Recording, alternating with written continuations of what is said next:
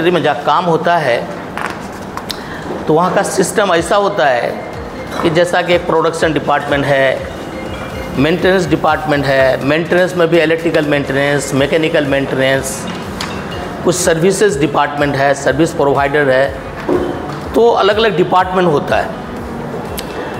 तो और अलग से फिर एक सेफ्टी डिपार्टमेंट होता है। तो इसका मतलब ये नहीं है कि safety is the only responsibility of safety professional. इसके लिए सेफ्टी ऑर्गेनाइजेशन सिस्टम को समझना जरूरी है, पहले समझा देते हैं। यहाँ हम लोग लाइन सुपरवाइजर, लाइन मैनेजर बोलने का क्या मतलब है। लाइन मैनेजमेंट कि line managers responsibility for safety, line supervisor responsibility for safety. Line word लगने का मतलब ये है कि वहाँ जब वो जाओगे तो कुछ एक डिपार्टमेंट है इलेक्ट्रिकल मेंटेनेंस, तो जैसा कि नाम से ही पता चलता है वो लोग डिपार्टमेंट में इलेक्ट्रिकल मेंटेनेंस का जॉब देखता है। चूँकि इलेक्ट्रिकल के बिना तो कोई प्रोडक्शन नहीं होगा, काम नहीं चलेगा, तो वो एक विभाग है जो इलेक्ट्रिकल संबंधित है। इसी तरह से मैकेनिकल है, मैकेनिकल मेंटेनेंस। तो मैकेनिकल का मेंटेनेंस का उन लोगों का रिस्पॉन्सिबिलिटी ये होता है जितने भी मशीनरीज है उसको सेट राइट रखना, उसको मेंटेन करना। और प्रोडक्शन डिपार्टमेंट का होता है जो ऑपरेशनल डिपार्टमेंट बोलते हैं, ऑपरेशन, वो प्लांट को चलाना, मशीन को चलाना, वो प्रोडक्शन निकालते हैं। तो सबका अलग अलग लाइन हुआ। अब मैकेनिकल मेंटेनेंस के लिए है तो मैकेनिकल मेंटेनेंस का जॉब के लिए उसको नियुक्त किया गया है, उसका अपॉइंटमेंट हुआ है। इलेक्ट्रिकल के इलेक्ट्रिकल के हुआ। तो सब अलग अलग लाइन है, अलग अलग टाइप का वर्क होगा, वहाँ विभाग है। इसलिए बोलते हैं कि लाइन सुपरवाइजर, लाइन चाहे वो जिस लाइन का सुपरवाइजर हो, इलेक्ट्रिकल मेंटेनेंस के से संबंधित है, मैकेनिकल मेंटेनेंस से संबंधित है, whatever job they are doing, their particular job ये होता है। लेकिन यहाँ सबकी रिस्पॉन्सिबिलिटी ये है कि आप अपना लाइन का तो जॉब देखोगे ही, साथ साथ सेफ्टी देखने की जिम्मेदारी भी, रिस्पॉन्सिबिलिटी भी उसकी भी है। तो उन लोगों से यही कहा जाता है you manage safety as well as you manage your production, या लुक आफ्टर दियर सेफ्टी। अपने बंदों का सेफ्टी ऐसी ही देखो जैसे आप प्रोडक्शन देखने की जिम्मेदारी है। तो इसलिए बोला जाता है कि you are responsible for safety of your people as well as you are responsible for your own job. ऐसा नहीं है कि तुम मैकेनिकल डिपार्टमेंट का आदमी है तो खाली मैकेनिकल संबंधित काम देखेगा, उसका सेफ्टी अपने बंदों का नहीं देखेगा, बोलेगा कि सेफ्टी देखने का तो जिम्मेदारी सेफ्टी ऑफिसर का है। ऐसा नहीं, क्योंकि सेफ्टी ऑर्गेनाइजेशन सिस्टम एक दिन और बताए थे कि प्लांट में जो सेफ्टी ऑर्गेनाइजेशन सिस्टम है कि सेफ्टी ऑर्गेनाइजेशन समझो पहले, सेफ्टी ऑर्गेनाइजेशन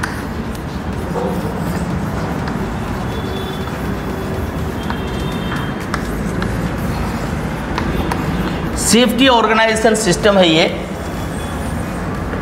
जिससे कि ऑर्गेनाइजेशन से ही पता चलता है कितने ऑर्गन है, आपका बॉडी का ऑर्गेनाइजेशन सिस्टम क्या है।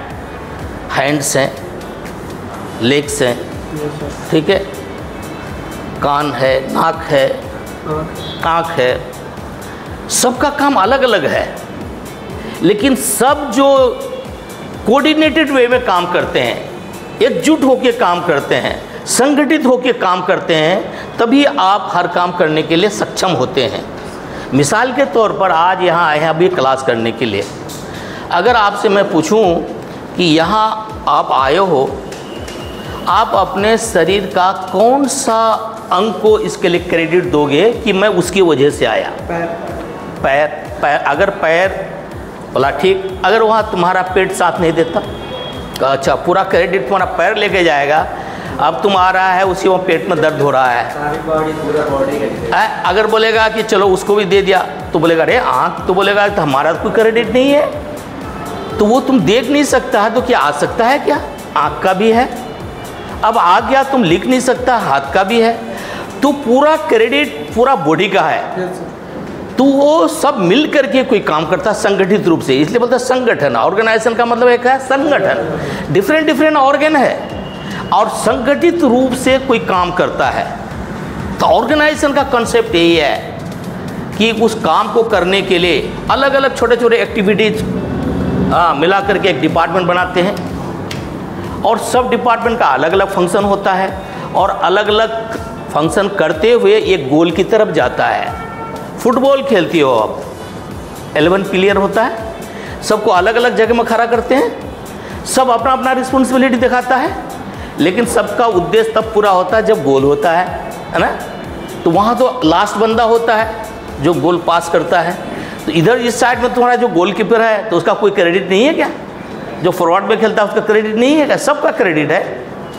तो ये ऑर्गेनाइजेशन सिस्टम में जहाँ के एक दिन बताए थे, याद रखो कि एक तो डिपार्टमेंट है सेफ्टी डिपार्टमेंट, टैक्स टाइप वही तो ऑर्गेनाइजेशन का टाइप है, जबकि ऑर्गेनाइजेशन सिस्टम बोलेंगे। जैसा कि आपका बॉडी का ऑर्गेनाइजेशन सिस्टम है, ये सिस्टम बोलेंगे, तंत्र है। जैसा कि अपना देश भी चलता है तो उसका भी कोई सिस्टम है, सिस्टम है ना। बोलता तंत्र क्या क्या है भाई? विधि पालिका, न्यायपालिका, कार्यपालिका है। तो विधि पालिका से मतलब है जहाँ उसको पार्लियामेंट्री सिस्टम, वही जो कानून बनता है पार्लियामेंट में बनता है, इसको पार्लियामेंट्री सिस्टम। स्टेट के लिए जो कानून बनता है विधानसभा में बनता है। तो ये हुआ आपका पार्लियामेंट्री सिस्टम, जहाँ पर कानून बनते हैं, लॉ बनता है। अब उसको लागू कौन करता है? स्टेट। उसको लागू ब्यूरोक्रेट लोग करते हैं, जो सेंटर का है, जो IAS, IPS या अदर डिपार्टमेंट का है, इसलिए स्टेट गवर्नमेंट का जितने भी ऑफिसर होते हैं उसको लागू करते हैं। अब कानून के मुताबिक काम हो रहा है कि नहीं, उसका फैसला कौन करता है? कोर्ट, जज, कोर्ट। तो इसी को बोलते हैं आपका जुडिशरी सिस्टम। तो वहाँ भी 3 सिस्टम हुआ कि नहीं?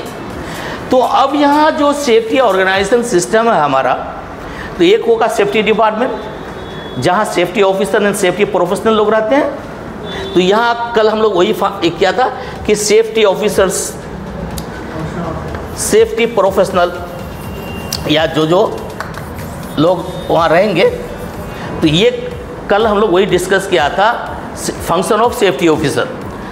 दूसरा उसका ऑर्गेनाइजेशन है भाई, जहाँ प्लांट में जो इलेक्ट्रिकल संबंधित से काम देखता है, कोई मैकेनिकल संबंधित से काम देखता है, कोई सर्विसेज प्रोवाइडर्स है, सिक्योरिटी है, अलग अलग डिपार्टमेंट है। तो अलग अलग डिपार्टमेंट इसलिए यहाँ देते हैं कि line managers role for safety, line managers role कि लाइन मैनेजर्स या सुपरवाइजर्स,